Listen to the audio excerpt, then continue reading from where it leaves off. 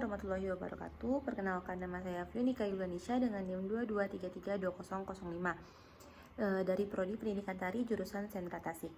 Nah, baiklah, di sini saya akan menyampaikan teori tentang kejenuhan dalam proses belajar.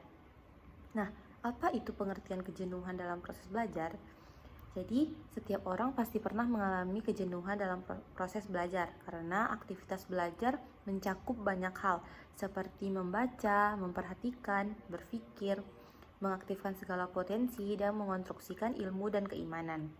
Dalam Kamus Besar Bahasa Indonesia, kejenuhan berasal dari kata jenuh yang berarti bosan dengan suatu pekerjaan. Siswa yang mengalami kejenuhan dalam proses belajar akan merasa bahwa ia telah menghabiskan waktunya dengan sia-sia. Menurut Hakim, kejenuhan merupakan satu di antara bentuk kesulitan belajar yang tidak mudah untuk diatasi. Kejenuhan menjadikan kondisi mental akan mengalami rasa bosan dan lelah yang mengakibatkan timbulnya rasa lesu, tidak semangat atau tidak bergairah untuk melakukan aktivitas belajar, sehingga proses tidak mendatangkan hasil. Begitu juga pendapat Khairani dan Ifdil yang mengatakan jenuh adalah keadaan merasakan lelah dan jenuh secara fisik maupun emosional karena intensitas pekerjaan yang terlalu keras, namun kaku yang menuntut pencapaian hasil. Rasa malas dan motivasi menurun mengakibatkan siswa mengalami kejenuhan dalam belajar. Kejenuhan itu sendiri merupakan emosi negatif atau keadaan psikologis terikat dengan perasaan batin yang kosong serta kurangnya makna dan tujuan dari individu tersebut.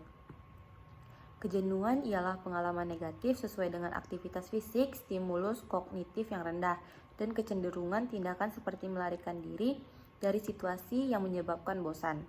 Kejenuhan akan terkait dengan rendah diri, rangsangan fisik, kognitif, persepsi dalam waktu tertentu, dan kecenderungan tindakan diri dari hal pemicu pada kebosanan yang berlangsung melalui kognitif dan perilaku. Seorang siswa yang mengalami kejenuhan akan beranggapan bahwa pengetahuan dan kecakapan yang diperoleh dari belajar tidak mendatangkan kemajuan. Biasanya ini berlangsung tidak lama, hanya rentang waktu tertentu, tetapi tidak sedikit juga yang mengalami secara berkali-kali. Munculnya jenuh akan berdampak pada konsentrasi, sebab perasaan dan pikiran seseorang karena tekanan yang berkelanjutan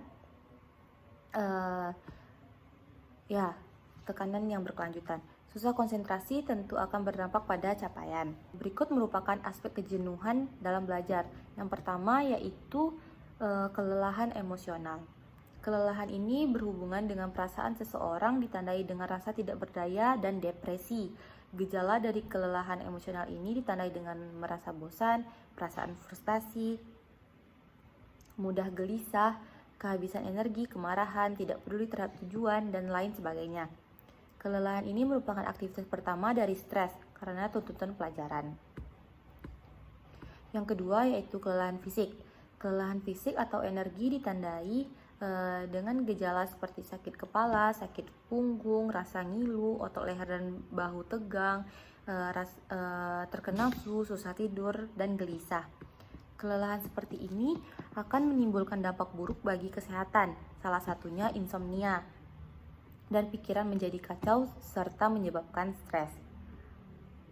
Hal tersebut memberikan tekanan bahwa psikis mampu berdampak di kelelahan fisik, karena dalam belajar tidak hanya otak yang bekerja, melainkan mata serta anggota tubuh lainnya. Aspek yang ketiga yaitu kelelahan kognitif. Siswa yang mengalami kejenuhan cenderung mengalami beban pikiran yang terlalu berat. Akibatnya mudah cemas dan stres, sehingga tidak mampu untuk mencerna informasi yang diterima dengan baik. Susah untuk berkonsentrasi, tidak tersedia mengerjakan tugas, mudah lupa, dan kesulitan dalam membuat keputusan.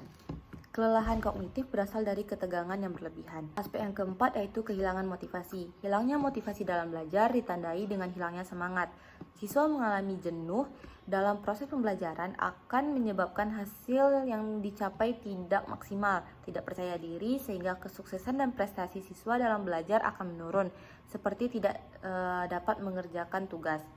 Munculnya kejenuhan belajar diakibatkan oleh perasaan malas, lesu, tidak bergairah untuk belajar sehingga proses belajar tidak berjalan serupa yang diharapkan dalam mencerna informasi maupun pengalaman dan kehabisan motivasi buat belajar.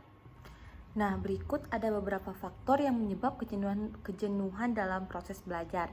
Yang pertama yaitu tuntutan tugas yang terlalu banyak dari sekolah ataupun guru. Yang kedua, metode pembelajaran yang monoton atau kurang menarik bagi siswa. Yang ketiga, kurangnya pujian atau penghargaan atas hasil kerja siswa. Yang selanjutnya, lingkungan belajar yang tidak kondusif atau membosankan. Selanjutnya, kurang variasi dalam cara belajar dan tempat belajar yang selalu sama, sehingga mengakibatkan siswa merasa bosan. Kurangnya waktu istirahat dan aktivitas rekreasi, tekanan mental dan kecemasan akibat harapan tinggi dari keluarga ataupun sekolah, minat belajar yang rendah dan motivasi yang menurun, dan yang terakhir kondisi fisik yang lelah ataupun kurang sehat. Nah, dari faktor-faktor penyebab kejenuhan dalam belajar tersebut, ada beberapa cara mengatasi kejenuhan dalam belajar. Berikut beberapa strategi yang akan dapat diterapkan untuk mengatasi kejenuhan dalam belajar. Yang pertama, variasi metode dan media belajar. Gunakan berbagai metode pembelajaran seperti diskusi, praktik langsung, atau permainan edukatif agar proses belajar tidak monoton. Yang kedua, manfaatkan media belajar yang menarik seperti video, aplikasi interaktif, atau kartu belajar. Yang kedua, cara mengatasinya yaitu menyesuaikan dengan minat gaya belajar. Pilih materi atau cara belajar yang sesuai dengan minat pribadi agar lebih termotivasi. Susun tujuan belajar yang jelas untuk mengacu semangat dan memberi arah dalam belajar. Cara mengatasi yang ketiga, ciptakan lingkungan belajar yang nyaman. Seperti pilih tempat belajar yang nyaman, tenang, dan jauh dari gangguan-gangguan apapun. Dan ubah dekorasi ruang belajar atau tambahkan elemen yang menyenangkan seperti musik instrumental. Cara mengatasi yang selanjutnya yaitu istirahat dan rekreasi. Luangkan waktu untuk melakukan hobi atau aktivitas yang menyenangkan di sela-sela belajar. Berikan waktu istirahat yang cukup untuk menghindari kelelahan fisik dan mental. Selanjutnya, pembelajaran aktif dan interaktif. Terapkan pelajaran aktif seperti tanya jawab atau kerja kelompok agar siswa semua lebih terlibat. Dan praktekkan langsung materi yang dipelajari untuk mengingat pemahaman dan mengurangi kebosanan. Dan yang terakhir, evaluasi dan refleksi. Lakukan evaluasi rutin terhadap proses belajar untuk mengetahui apa yang perlu diperbaiki dan ditingkatkan. Nah, baik, kesimpulan yang dapat saya petik dari pernyataan yang saya jelaskan yaitu kejenuhan dalam belajar adalah hal yang wajar. Namun, perlu segera diatasi agar tidak berdampak buruk pada prestasi dan kesehatan mental siswa. Dengan menerapkan variasi metode belajar, memperhatikan minat, menciptakan lingkungan yang kondusif, serta memberikan waktu istirahat dan dukungan mental, kejenuhan belajar dapat diminimalisir secara efektif. Baik, mungkin itu saja yang dapat saya sampaikan. Apabila ada kurangnya, saya mohon maaf. Saya akhiri. Wabillahi taufiq wal hidayah. Wassalamualaikum warahmatullahi wabarakatuh.